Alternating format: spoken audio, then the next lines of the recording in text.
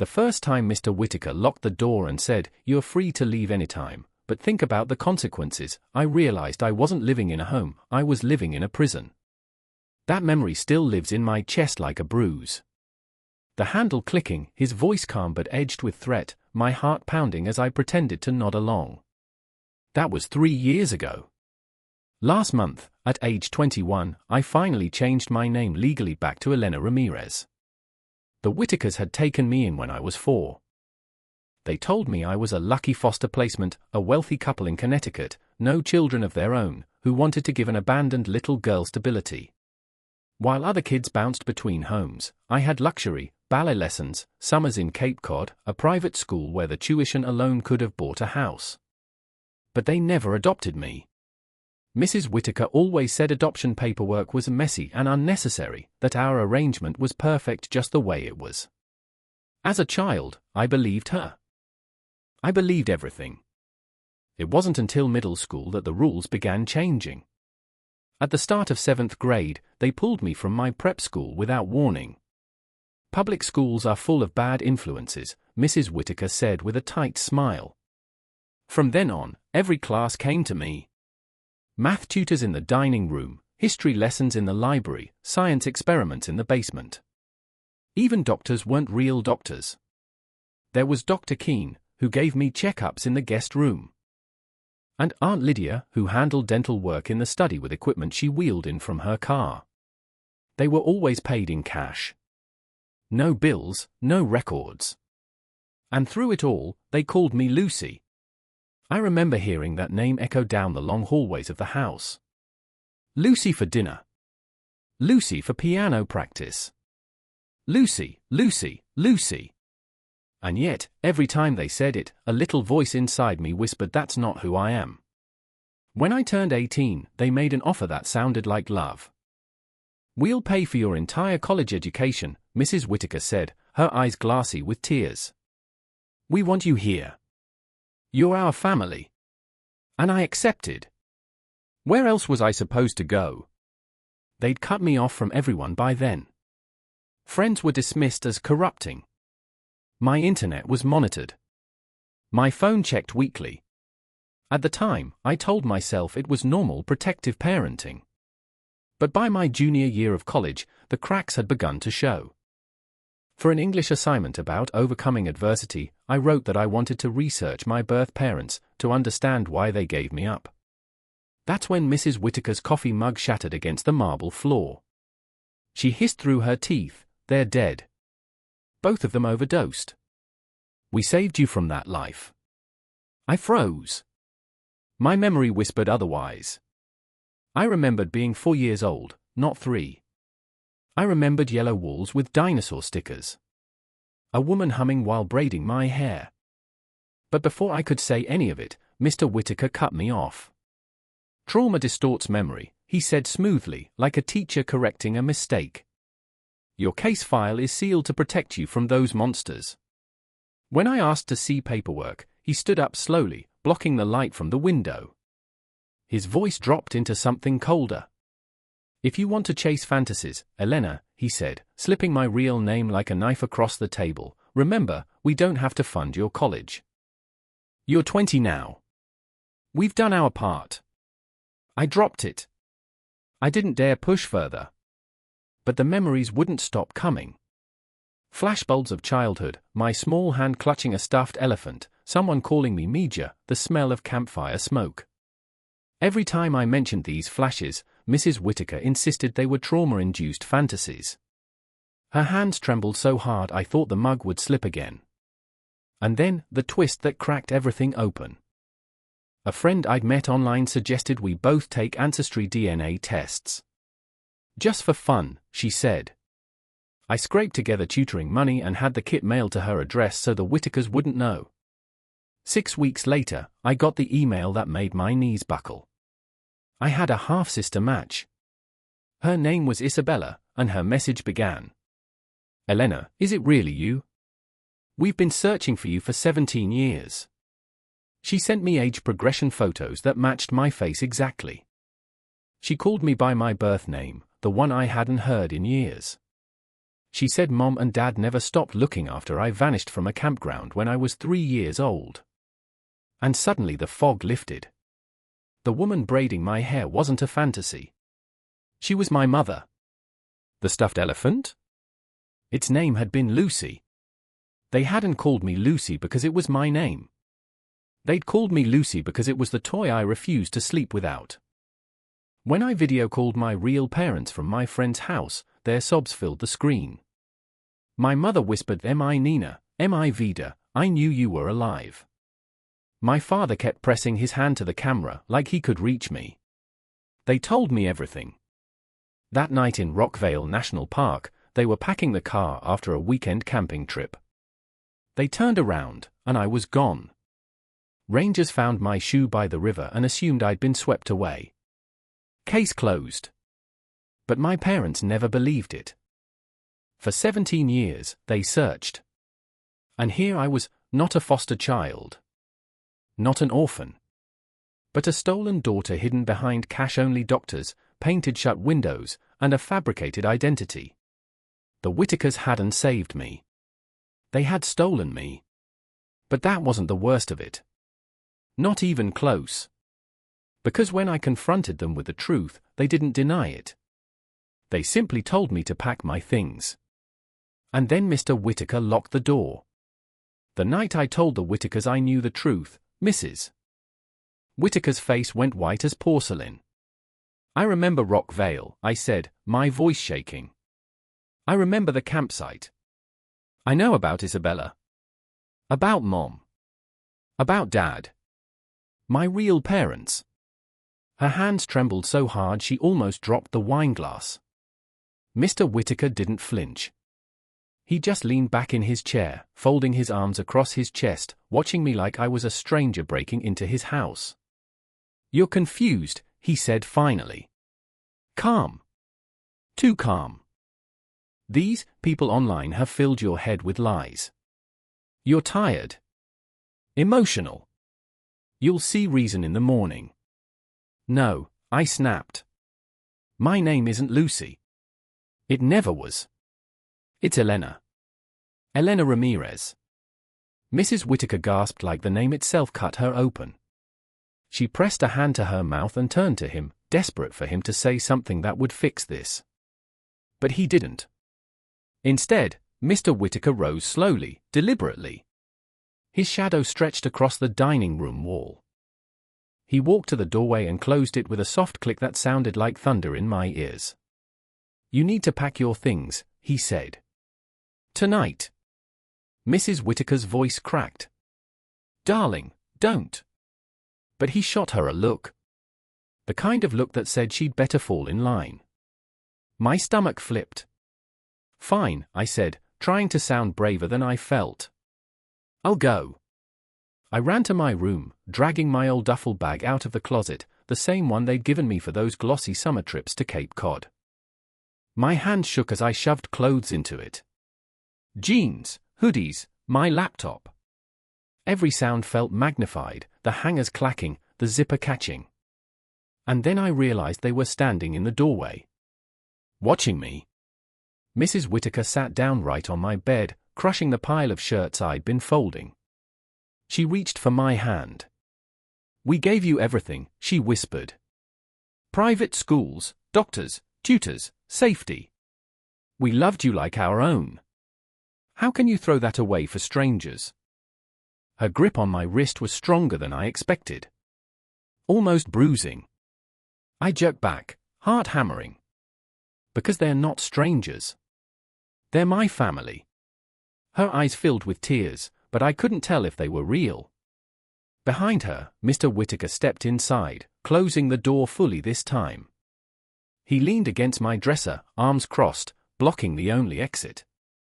"You don't have money," he said evenly. "You don't have a car. You don't even have proof you're who you say you are.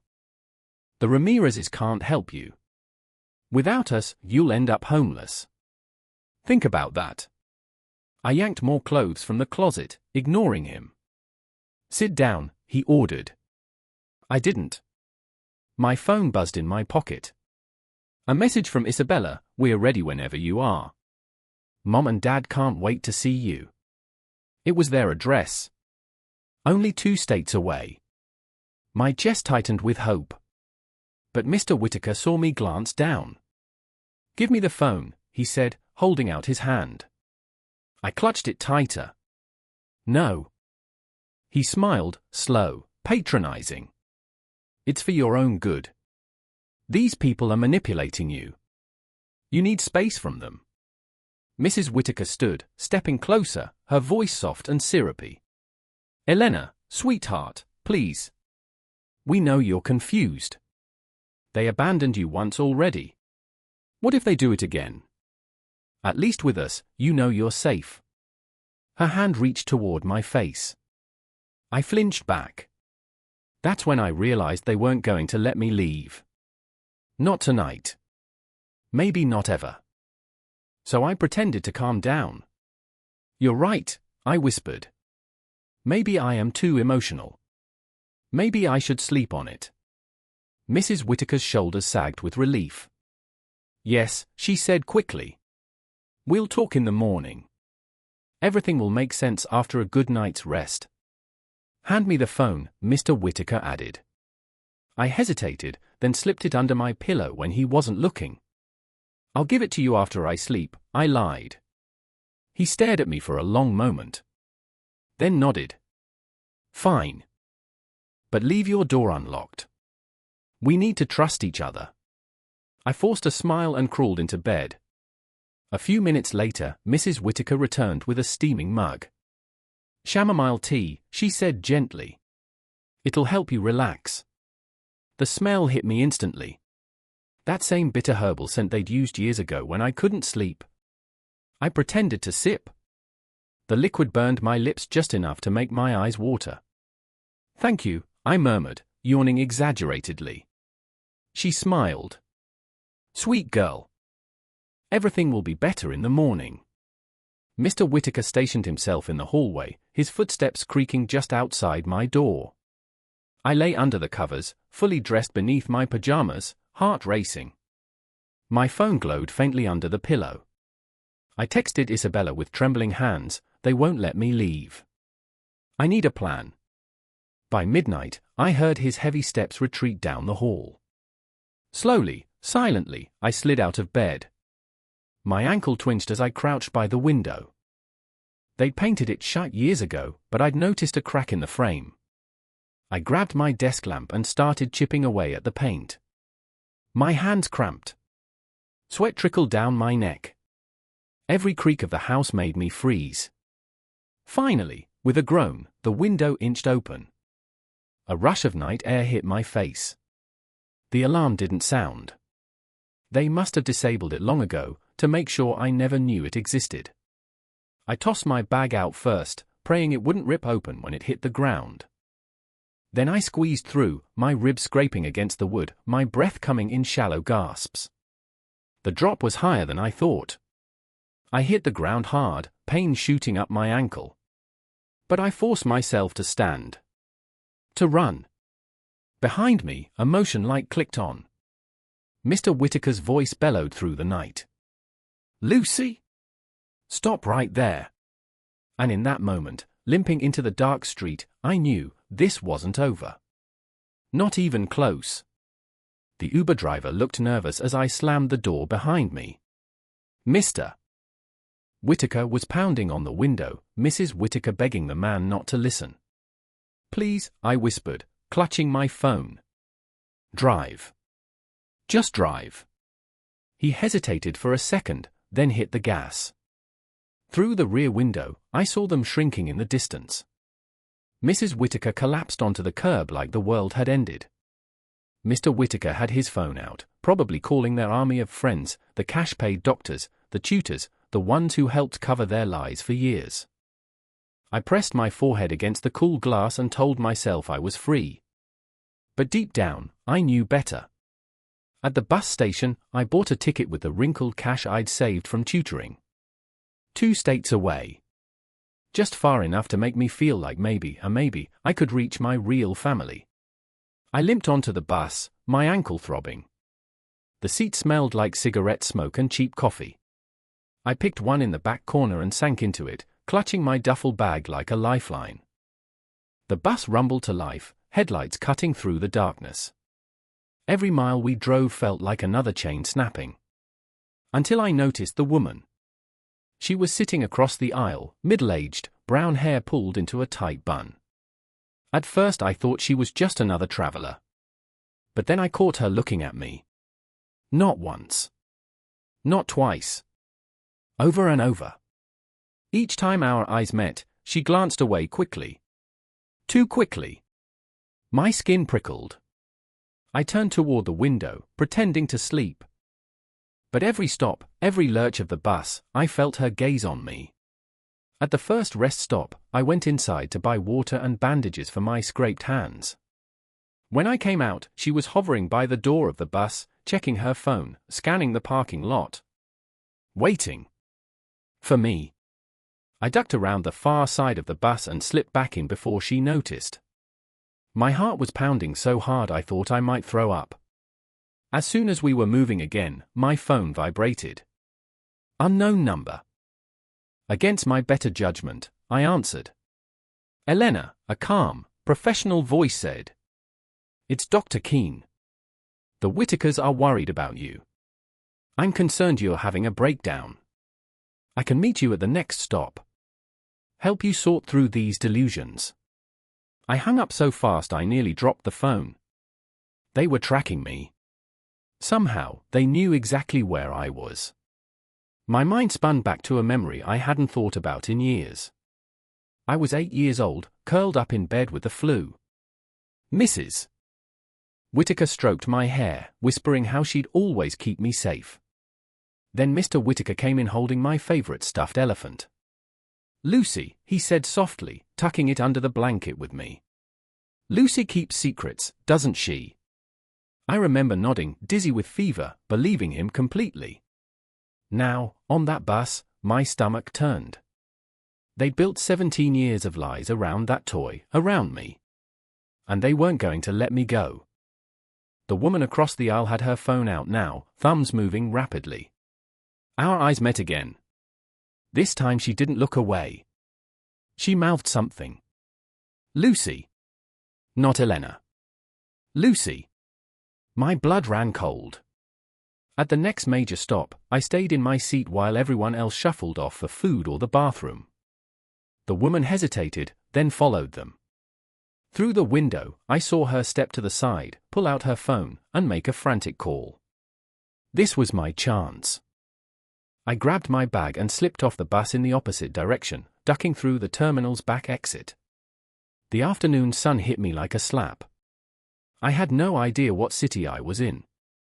My ankle screamed with each step, but I kept moving, weaving through alleys until the bus station disappeared behind me. That's when I saw the pawn shop. Inside, it smelled like smoke and rust.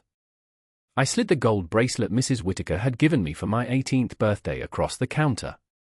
The owner squinted at it. You know this is worth more than I'm offering, right? I don't care, I said, my voice breaking. Just give me cash. He shrugged and handed over a stack of bills. I shoved it in my pocket and left without looking back. Every step reminded me of the Whitakers' voices, the way they'd said I'd be nothing without them. That I had no proof, no identity, no future. Maybe they were right. But I couldn't go back. At a cheap motel, I paid cash for a room that smelled like cigarettes and disappointment. The walls were thin, the bed lumpy, but it was mine. Finally safe, or so I told myself. I cleaned the cuts on my hands with scratchy towels, fighting tears as the bruises on my ankle spread into angry purple. My phone buzzed. Isabella. Her voice trembled when I answered. They called Mom and Dad. Said you're mentally unstable. Said you're dangerous. They offered to help find you. I felt the room tilt. What? They're trying to twist it, Isabella said fiercely. But don't worry. We'll be ready. They can't take you again. Her voice cracked with emotion, but her words made me realize something that chilled me to the bone. The Whitakers weren't just chasing me. They were preparing to destroy me. And the worst part? They had a network of people who would swear under oath that I was the liar. That I was unstable. And sitting in that dingy motel room, I realized I wasn't running from two people. I was running from an entire system of lies built to keep me trapped forever. When the bus finally pulled into Ashford Station, I thought my legs might give out. I was filthy, limping, exhausted, but my eyes locked on the couple waiting by the entrance. The woman had my eyes. The man had my jawline. And they were holding a cardboard sign that said, "Welcome home, Elena." For a second, I froze. My brain screamed trap. What if this was another Whittaker trick? What if they'd beaten my family here? But then the woman smiled. And in that smile, I saw the fragments of memory, lullabies, braids, the yellow walls. My body moved before my mind could stop it. My ankle buckled and I stumbled forward. My mother caught me, sobbing, "Am I Nina?" My father cupped my face with trembling hands. Isabella rushed in from behind them, hugging me so tight I could barely breathe. For the first time in 17 years, I was home. But the peace didn't last. That very night, a letter arrived. Delivered by hand. It was from a lawyer representing the Whittakers. They were filing for conservatorship. The document said I was mentally unstable, suffering from false memory syndrome, and in need of protection. Attached were statements from Dr. Keene and Aunt Lydia, their cash-only medical experts, swearing I was delusional and incapable of managing my own life. I felt like the ground disappeared beneath me. 17 years of kidnapping, I whispered, staring at the papers. And they still think they own me. The next day, their car appeared. Parked down the block, engine idling. Mrs. Whittaker sat in the passenger seat, scanning the house windows with binocular eyes. Mr. Whittaker gripped the wheel, jaw clenched, like a man waiting for a green light. I ducked below the sill, heart hammering. My mother yanked the curtains closed. My father grabbed his phone, calling neighbors to warn them. Isabella snapped photos from upstairs. We were building our own case, but the fear was suffocating. Every time headlights slowed outside, I thought it was them. That night, I couldn't sleep.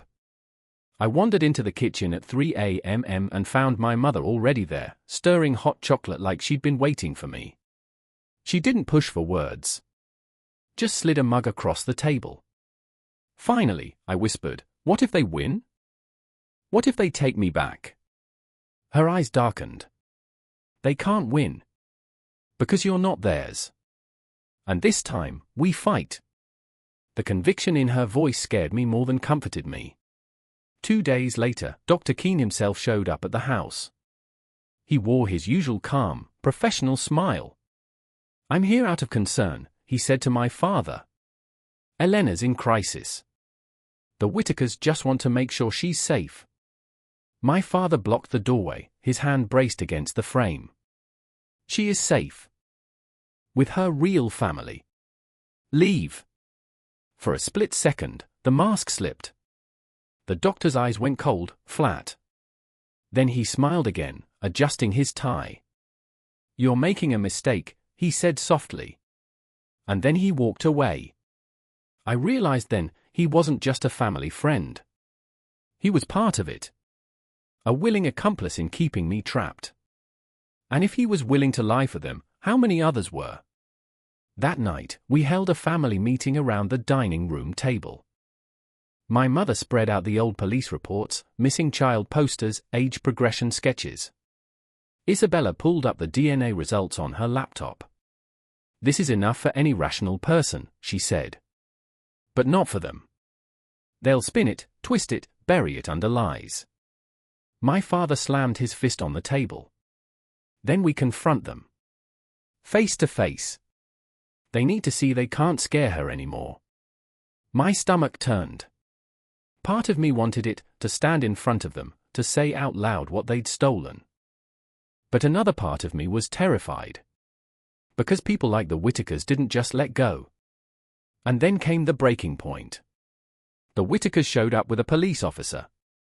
Claimed I'd stolen jewelry from their home, the same gold bracelet I had pawned weeks earlier. Family heirloom, Mrs. Whittaker said tearfully.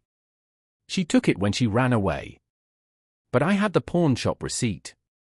Isabella had a recording of Mrs. Whittaker calling it a gift. The officer looked annoyed. If you think this is theft, take it to civil court. Don't waste our time. The Whittakers' faces cracked. Mr. Whittaker's jaw twitched with rage. Mrs. Whittaker's tears dried instantly, replaced by something sharper. They left empty-handed. But the message was clear, they weren't finished. That night, my father found me sitting on the porch, clutching the pawn receipt. They're never going to stop, I whispered. He sat beside me, his hand warm on my shoulder. Maybe not. But you don't stop either. You survived them once. You can do it again. I wanted to believe him. But deep down, I felt the storm wasn't over. Not even close. Because the next morning, Mrs. Whittaker came back. Alone. Her hair was unwashed, her clothes wrinkled. She carried a manila envelope in shaking hands. When my father opened the door, she didn't step inside. She just held it out. For her, she whispered. Her voice cracked. For Elena. And then she walked away. Inside the envelope were forged documents, fake birth certificates, falsified school records, medical files from Dr. Keene and Aunt Lydia. 17 years of lies laid bare in black and white. And at the bottom, a handwritten letter. Not an apology. Not really. More like a confession. She wrote about the weekend at Rockvale. About seeing me by the picnic table. About how Mr. Whittaker said they could give me a better life. About how she convinced herself it was fate. My hands shook as I read it. Isabella photographed every page, whispering, "This is evidence. This is everything." But my chest ached. Because the woman who raised me wasn't just my captor. She was also the one who braided my hair, who kissed my scraped knees, who cried when I played the piano. And now she was unraveling, too late to undo what she'd done. But the Whittakers weren't both unraveling. Because that afternoon, Mr. Whittaker appeared at my college campus. Waiting by my car. And in his hand, he held a check. Enough money to cover tuition, rent, and more. All you have to do, he said, his voice calm, is come home. Be Lucy again. Pretend none of this happened. For the first time in my life, I saw him for what he truly was. Not a father. Not even a kidnapper. A man who thought love could be bought. I turned away. And his voice followed me across the parking lot. You'll regret this. The manila envelope stayed on our dining table for days, its edges curling from where we'd handled it too many times. Every forged certificate, every medical record, every tuition receipt, a paper trail of captivity dressed up as parenting. Isabella wanted to take it straight to the police. My father wanted to burn it in the yard. My mother sat silently, rubbing the crease of the letter until her thumb was raw. But I couldn't look at it anymore. Because every page wasn't just proof of their crime. It was proof of my stolen life. The Whittakers didn't stop after the envelope. A week later, a new summons arrived. This time, they weren't claiming conservatorship. They were suing me for fraud. Fraud. According to them, I owed them for 20 years of upbringing costs, every piano lesson, every doctor visit, every vacation. They itemized my childhood like a receipt. Reading it, I couldn't even feel anger. Just numbness. They're trying to make you pay them back, Isabella said, her voice sharp. Like raising a kidnapped child is some kind of bill. My father shook his head, eyes blazing. It's their last weapon. Money. And for the first time, I realized that's all I ever was to them. Not Lucy.